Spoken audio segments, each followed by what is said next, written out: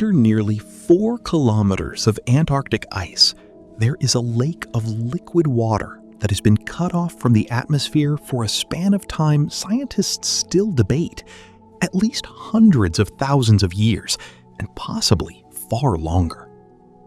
Not far from it, buried under that same ice sheet, sits a mountain range roughly the size of the Alps, peaks rising thousands of meters. No human eye has ever seen them directly. Somewhere else in this frozen mass, satellites have measured a gravity anomaly stretching across hundreds of kilometers of bedrock, and in 60 years, no one has ever drilled down far enough to confirm what it actually is. The coldest air temperature ever recorded on the surface of this planet was measured here. Cold enough that for months at a time, rescue isn't a phone call away. It may not be possible at all. Sealed inside the ice itself, a record of Earth's atmosphere stretching back more than 1.2 million years, fragile enough that a single contaminated drill bit can destroy information nothing else on Earth can replace. And laid over nearly the entire continent, a 60-year-old international treaty that freezes territorial claims, bans weapons, and prohibits mineral extraction. A legal wall as real as any fence, and far harder to take down. Antarctica is not empty. It is layered. If Antarctica is not truly locked, why does so much of it remain effectively unreachable? Most people picture Antarctica as a locked door. One gate, one reason, one secret keeping the world out. That isn't how it works. Antarctica isn't sealed by a single barrier. It's controlled by 6 separate layers, stacked on top of each other. Some are physical, some are legal, some are simply the cost of being wrong. A lake buried under kilometers of ice, a mountain range no one has seen, a gravity anomaly no one has sampled, weather that can trap you for months, records older than civilization that can be destroyed in seconds, and a treaty built to freeze competition before it turns into something worse. Peel back the first layer, and the next one is already waiting. Start with the lake. Chapter 1. The lake sealed beneath the ice. Beneath Russia's Vostok station, under nearly 4 kilometers of solid ice, sits a lake holding more water than Lake Ontario. It's called Lake Vostok. Elliptical in shape, roughly 250 kilometers long and 50 kilometers wide, holding an estimated 5,400 cubic kilometers of fresh water. By volume, it's one of the largest lakes on the surface of the Earth, except it isn't on the surface at all. The water here sits under pressure equivalent to several hundred times what you'd feel at sea level, in absolute darkness, hovering just below the normal freezing point without turning to ice. The lake itself splits into 2 basins, a shallower shelf to the north and a deeper trench to the south, separated by a submerged ridge lying roughly 200 meters below the waterline. None of it has ever been photographed. Everything known about its shape comes from radar and seismic surveys, run from aircraft and instruments sitting on top of 4 kilometers of ice. Here's the number that stops people. The ice above it runs between 3,700 and 4,000 meters thick. That's taller than most mountains in Western Europe, made entirely of frozen water, sitting directly on top of a lake that has stayed liquid the entire time. That shouldn't be possible. Ice this thick should crush and freeze anything beneath it. It doesn't. The immense weight of the ice sheet lowers the water's freezing point. Geothermal heat rising from the bedrock beneath adds warmth. Together, Pressure and heat keep the lake liquid, sealed in permanent darkness, cut off from sunlight, cut off from the atmosphere, for a span of time that is still debated, but that estimates place at hundreds of thousands of years, and quite possibly millions. Scientists stay cautious about exactly how long. Isolation estimates range from several 100,000 years to well over 1 million, depending on the method and the researcher. What isn't disputed is this: whatever lives in that water, if anything does, evolved without contact with the outside world for an extraordinary length of time. Most people assume Lake Vostok is unique. It isn't. Researchers have now mapped more than 400 subglacial lakes across Antarctica, clustered mostly beneath the thickest, oldest ice near the continent's interior. Vostok is simply the largest and the most famous. It was suspected as early as the 1970s, when airborne radar first picked up an unusually flat, smooth patch of ice, the surface signature of open water hiding below. It wasn't confirmed until the 1990s. That is not the strangest part. In 2012, a Russian team finally drilled down and reached the lake's surface after more than 2 decades of effort. State media called it a triumph of engineering and endurance. It was also a warning. To keep the borehole from collapsing under the crushing weight of the ice, engineers used tens of thousands of liters of kerosene and freon as drilling fluid. That fluid has no business in an ecosystem sealed off since before civilization began. Even a small leak risks introducing foreign chemistry and foreign microbial life into a system that has never encountered either. This is the part most people misunderstand. The risk at Lake Vostok was never what might come out of the ice. It was what humans might put into it. Early analysis of the accretion ice, the layer where lake water refreezes against the underside of the glacier, has picked up traces of genetic material from bacteria and, in some contested findings, from far more complex organisms. Some of those results remain disputed. Contamination during drilling and sample handling can't be fully ruled out. And separating a genuine biological signal from contamination introduced by the drill itself is still an unresolved problem. No credible scientist claims Lake Vostok holds alien life, or anything resembling one. What they're cautious about is simpler, and in some ways, more unsettling. They may have already disturbed the one thing that made the lake worth reaching in the first place. So the question gets uncomfortable. If reaching Lake Vostok risked contaminating it beyond clean scientific use, was the achievement worth the cost?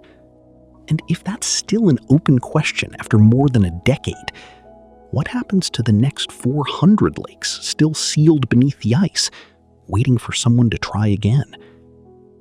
Because Lake Vostok isn't the only thing hidden under this ice sheet. Something far larger is buried beside it, and no human being has ever laid eyes on it. Chapter 2: The Mountains No One Has Ever Seen.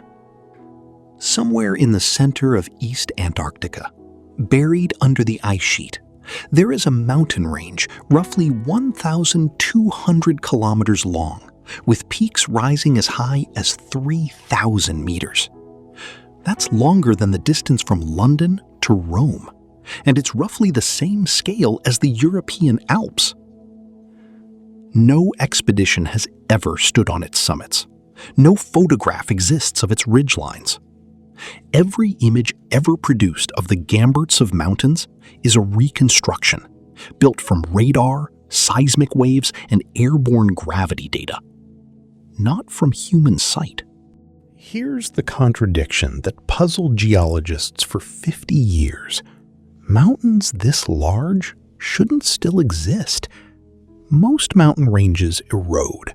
Wind, Water and time wear down peaks over tens of millions of years old. By every normal rule of geology, they should have been ground down to nothing long before any ice sheet ever formed on top of them. Instead, radar and airborne surveys show sharp peaks, deep valleys, jagged relief, a mountain landscape that looks almost young. For decades, no one could explain why. They were first detected in 1958 when a Russian seismic team recorded unexpected readings deep in the continent's interior, and then largely left alone for 50 years because almost nothing about reaching them was practical. The region sits near the southern pole of inaccessibility, the single point on the continent farthest from any ocean. The clearest answer came from an international survey called AGAP, which mapped roughly 182,000 square kilometers of the range using radar-equipped aircraft between 2007 and 2009 in temperatures near minus 40 degrees Celsius at altitudes thin enough to leave field teams working short of breath before they'd lifted a single tool. The leading explanation: the mountains weren't eroded. They were preserved. As Antarctica's climate cooled roughly 34 million years ago, glaciers began forming directly on the Gamburtsev peaks, locking the range in place before slow erosion could wear it down.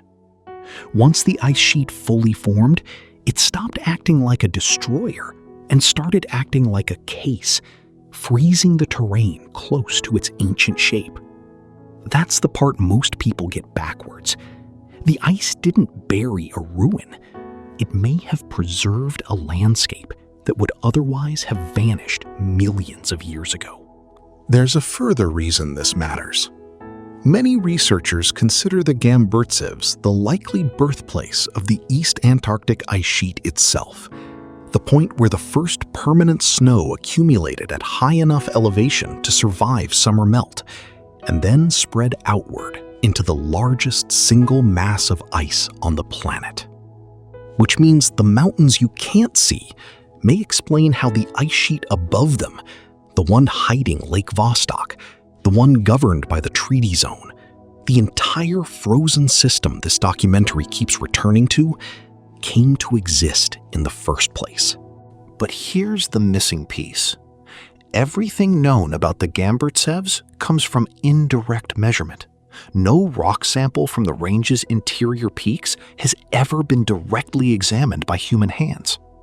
Reaching them would mean drilling through anywhere from roughly 600 meters to well over 4 kilometers of ice, depending on location, in one of the coldest, highest, and most logistically punishing interior regions of the continent, thousands of kilometers from any coastline or resupply route. So the range that may explain the origin of East Antarctica's ice sheet remains, in the most literal sense, unconfirmed. And it isn't the only structure hiding under this ice that instruments can detect, but hands still can't touch. Because northeast of the Gamburtsevs, under a different stretch of ice, something even stranger is waiting. Something that might not be geological at all. Chapter 3. The Gravity Scar Beneath the Ice. In 2006, NASA's GRACE satellites detected something unusual beneath Wilkes Land in East Antarctica. A massive, roughly circular disturbance in Earth's gravitational field, buried under more than a kilometer of ice. The number that gets people's attention? Depending on which survey you trust, the structure spans somewhere between roughly 250 and 510 kilometers across. Even at the conservative end, that's larger than the crater linked to the extinction of the dinosaurs in Mexico. At the upper estimate, it's more than twice that size, potentially one of the largest impact-shaped structures ever proposed on Earth. Here's the contradiction. On almost any other continent, a structure this significant would already be resolved. Geologists would have drilled it, sampled it, dated it, and closed the case decades ago. In Antarctica, that hasn't happened. Not once in more than 60 years of study. every version of the story starts the same way. Gravity data reveals a dense, roughly circular mass sitting beneath a ring-shaped depression in the bedrock, first flagged by a geologist analyzing seismic and gravity readings back in 1962. From there, the explanations split. One hypothesis, revived and sharpened using modern satellite gravimetry, argues this is an ancient impact crater, the scar of an asteroid or comet strike, potentially hundreds of millions of years old. A small number of researchers have linked it, cautiously, to a catastrophic extinction event in Earth's deep past. That connection remains unproven and actively disputed within the scientific community. Other geologists disagree entirely. They argue the anomaly could be a buried volcanic structure, a dense fragment of ancient continental crust left over from the breakup of the supercontinent Gondwana, a piece of crust that, before roughly 35 million years ago, sat directly connected to what is now southern Australia, or simply a deeply eroded geological basin with no impact origin at all. The stakes here aren't purely academic. If the impact hypothesis holds, this would rank among the largest confirmed impact structures on Earth, and some researchers argue it could connect to one of the planet's most severe extinction events, a finding that would rewrite a chapter of the fossil record. If the volcanic or crustal explanation holds instead, it still marks the location of one of the most significant unmapped geological features left on the continent. Either answer would matter to how we understand Earth's history. Neither can be confirmed from orbit. This is what most people misunderstand about the anomaly. It isn't a confirmed mystery. It's an unresolved argument between qualified scientists running for more than 6 decades without a single piece of bedrock ever pulled from the site to settle it. That's not for lack of trying to explain it. It's for lack of a way to reach it. Drilling to bedrock through more than a kilometer of East Antarctic ice, across a target hundreds of kilometers wide, in one of the most isolated interior zones on the continent, would be an operation on a scale no country has ever attempted for pure geological curiosity. The logistics alone, fuel, personnel, and heavy drilling equipment moved thousands of kilometers from the nearest coast, would cost more than most national Antarctic programs spend in a decade. That explanation works, until you look at the cost. So, the anomaly sits exactly where it was found in 2006. Real, measured, and completely unconfirmed. On most continents, a structure this large would be an answered question by now. In Antarctica, it remains an argument between instruments. Gravity data on one side, competing geological explanations on the other, and no bedrock sample anywhere to break the tie. And if scientists can't yet confirm what's buried in solid rock, they have even less control over what happens on the surface above it. Because next, the threat stops being geological. It becomes something that can kill you in minutes. Chapter 4: The Weather That Guards the Continent.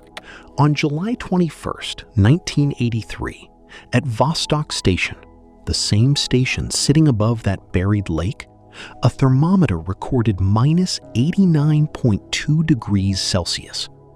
That is the coldest naturally occurring air temperature ever directly measured at the surface of this planet. At that temperature, exposed skin can suffer frostbite in under a minute. Metal turns brittle enough to fracture under normal stress. Diesel fuel thickens and stops flowing through engines built for far milder cold. Aircraft can't safely operate. Hydraulic fluid gels, rubber seals crack, and the risk of a fatal mechanical failure climbs sharply with every degree below roughly minus 50. Here's what most people misunderstand about Antarctic weather. The temperature itself isn't the real barrier. The real barrier is what the cold does to everything that would normally get you out. For roughly 8 months of the year, most interior stations are functionally sealed off, not by policy, by physics. Winter darkness compounds the problem. At the South Pole, the sun sets in March and doesn't rise again until September, 6 straight months without daylight. Katabatic winds, dense, cold air sliding downhill off the polar plateau under gravity alone, can reach speeds well over 200 kilometers per hour in the most extreme recorded events, driving loose snow into whiteouts that erase the horizon completely. Pilots lose every visual reference. Runways that would be easy to find in clear conditions simply disappear. This is not theoretical. It has cost real people real time and real risk. In one widely reported case, a physician stationed at the South Pole discovered a breast lump during the depths of the Antarctic winter. No plane could safely land or take off in the conditions. She spent months treating herself with airdropped medication and equipment, training a carpenter and a mechanic to help perform procedures a hospital would normally assign to a full surgical team. When a rescue flight finally became possible, it was only because temperatures had climbed to roughly minus 50 degrees Celsius, still dangerously cold for the aircraft, but just survivable enough to attempt the landing, weeks earlier than any flight had ever been risked before. Ski-equipped LC-130 Hercules aircraft, the workhorses of Antarctic resupply, face a real risk of mechanical failure once ground temperatures fall into the range where hydraulic fluid and fuel lines are prone to freezing, effectively grounding flights for extended stretches of the season. Stations stockpile close to a full year of food, fuel, and medical supplies before the last flight out, because once it leaves, resupply isn't expected again for months. Winter-over crew members are medically screened well in advance, and in some national programs have historically been advised to have their appendix removed before deployment, a precaution against the one kind of emergency a remote doctor cannot treat with a satellite phone call alone. That isn't an edge case. That's the baseline reality of working in the Antarctic interior for most of the year. The real barrier is not a fence. It is consequence. And it isn't only the ice that blocks access. The Southern Ocean, ringing the continent, is among the roughest stretches of water on Earth, with no landmass anywhere to break the force of its storms. Sea ice can expand or contract with little warning, trapping ships or sealing off shipping routes for weeks at a time. Even reaching the coast, before anyone attempts the deep interior, is its own high-risk operation, dependent on ice conditions that can shift week to week. Most people picture Antarctica's remoteness as a matter of distance, far away, hard to book a flight to. It isn't distance, it's consequence. Every entry and every exit is a calculated risk, weighed against fuel reserves, narrow weather windows, and the real chance that a medical emergency will have no solution until the season changes months later. Before any law, any treaty, any research protocol restricts what happens in Antarctica, the weather already has. But even the people who accept that risk, who spend months isolated in temperatures that can kill in minutes, aren't just there to survive the cold. They're protecting something that cold alone can't explain. Something almost impossibly fragile. Chapter 5. The Science Too Fragile to Disturb. In January 2025, a European team drilling at a remote site called Little Dome Sea, nearly 1,000 kilometers from the nearest coast, pulled a 2,800-meter ice core up from the bedrock. Inside it, a continuous climate record stretching back more than 1.2 million years, the oldest of its kind ever recovered. That's more than 1.2 million years of trapped atmosphere compressed into ice, waiting to be read.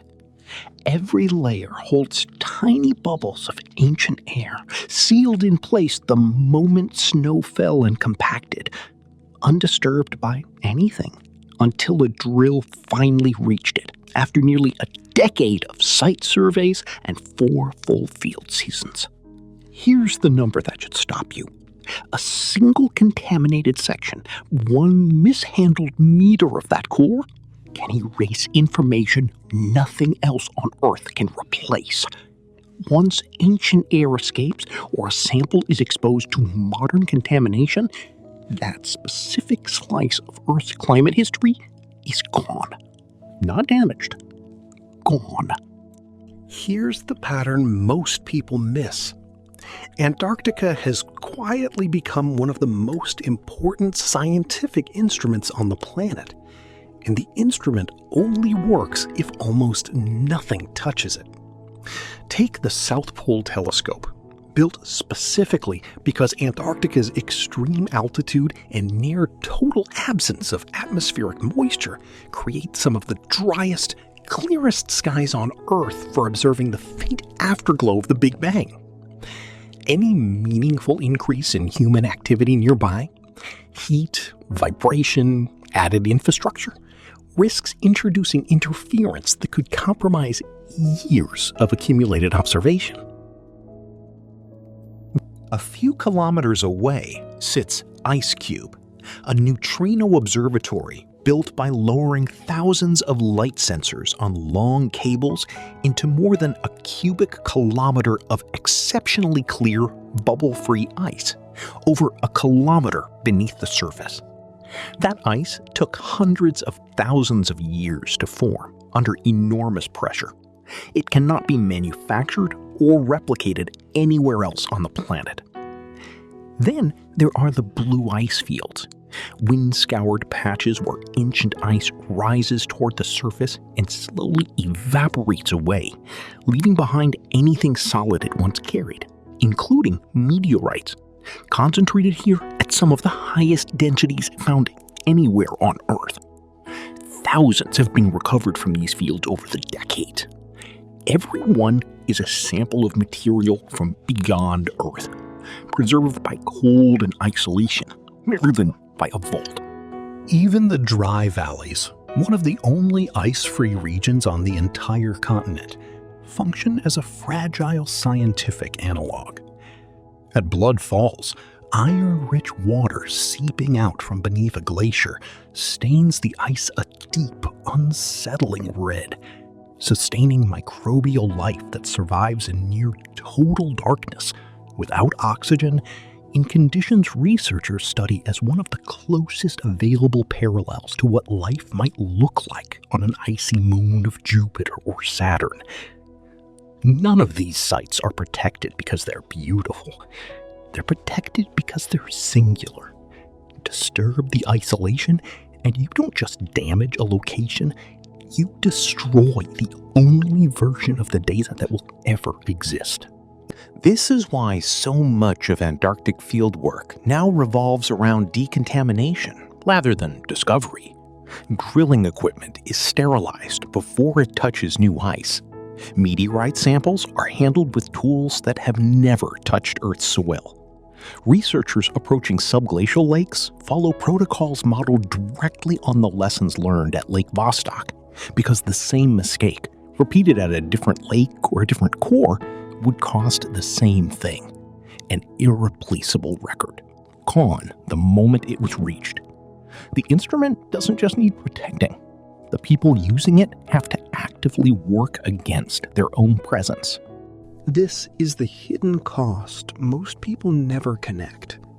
Every research station, every drill, every footprint on undisturbed snow is itself a contamination risk to the very thing being studied. The scientists working here aren't just braving the cold. They're trying not to become the reason their own research fails. And that fragility explains why access to Antarctica isn't only physically hard. It's why, more than 6 decades ago, the world's governments agreed to make it legally hard, too. Chapter 6: The Treaty That Froze a Continent. In 1959, 12 nations signed a document that did something almost no other treaty in modern history has managed. It froze an entire continent's worth of competing claims and made the freeze hold. The Antarctic Treaty entered into force in 1961. Today, 58 countries are party to it. 29 of them, including all 12 original signatories, hold full decision-making power as consultative parties, meeting every year to help govern a continent that none of them fully own. Here's the number that surprises people. 7 countries have formally claimed territory in Antarctica. Argentina, Chile, and the United Kingdom claim overlapping sections of the very same peninsula.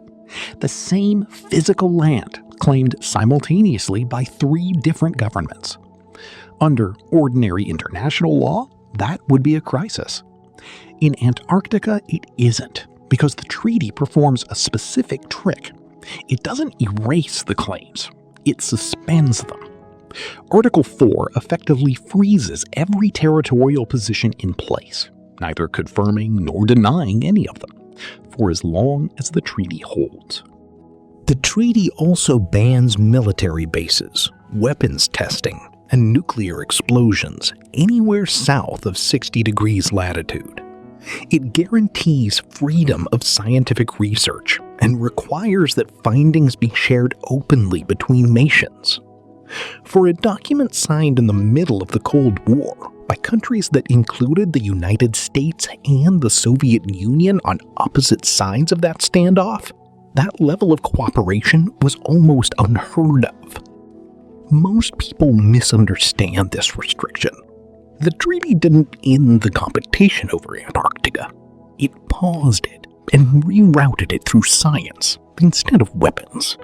That rerouting carries its own consequences. Running a year-round research station is one of the clearest ways a country can demonstrate the substantial scientific activity required to earn full consultative status and a real vote in how the continent is governed, which means every flag raised over a new base is, in part, a scientific investment and, in part, a seat at the table. Several countries, including Canada, Belarus, and Turkey, have applied for that status in recent years and been asked to keep building their scientific case before it's granted. In 1991, the treaty system added something sharper: the Protocol on Environmental Protection, known as the Madrid Protocol, which entered into force in 1998. It designates Antarctica as a natural reserve devoted to peace and science, and it prohibits all mineral resource activity, mining, drilling for oil or gas, any commercial extraction, except when conducted purely for scientific research. This is where the story gets misrepresented most often.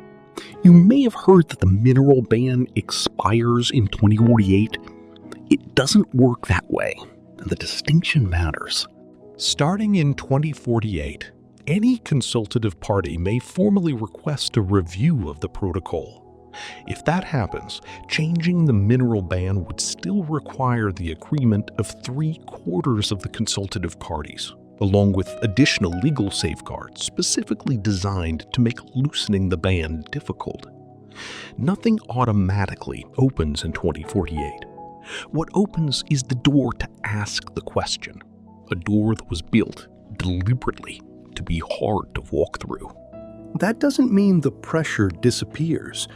As ice retreats and surveys reveal more about what may lie beneath it, mineral potential, hydrocarbon speculation, and unresolved structures like the Wilkes Land anomaly, scientific presence, historical claims, and long-term strategic interest become genuinely difficult to fully separate.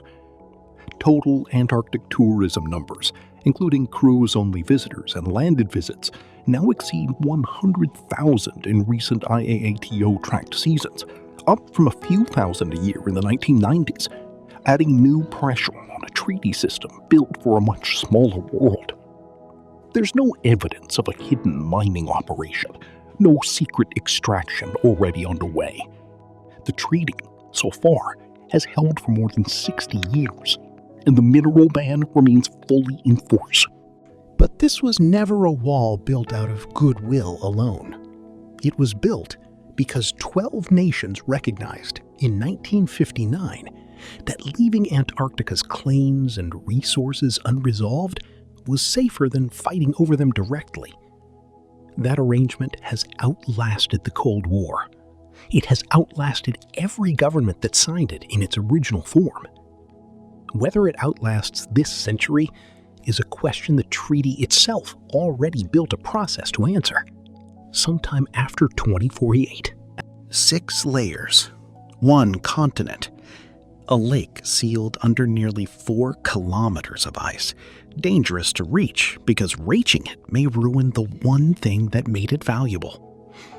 A mountain range the size of the Alps, hidden from every human eye, possibly holding the answer to how the ice sheet above it was born.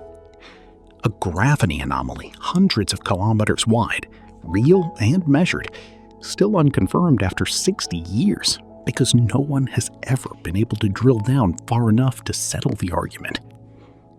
Weather violent enough to make rescue impossible for months at a time. Cold enough to make the ice itself the first and hardest gatekeeper, long before any government gets involved. Science so fragile that a single contaminated ice core, a single misplaced footstep, can permanently erase data that took over 1 million years to form. And a treaty more than 60 years old, that didn't end the competition over this continent. It froze it, rerouted it through cooperation, and built the only process on Earth specifically designed to make undoing that outcome slow, difficult, and deliberate. Antarctica is not forbidden because of one hidden secret. It is forbidden because every layer, physical or legal, delivers the same verdict. Not yet. Not here. Not without consequence.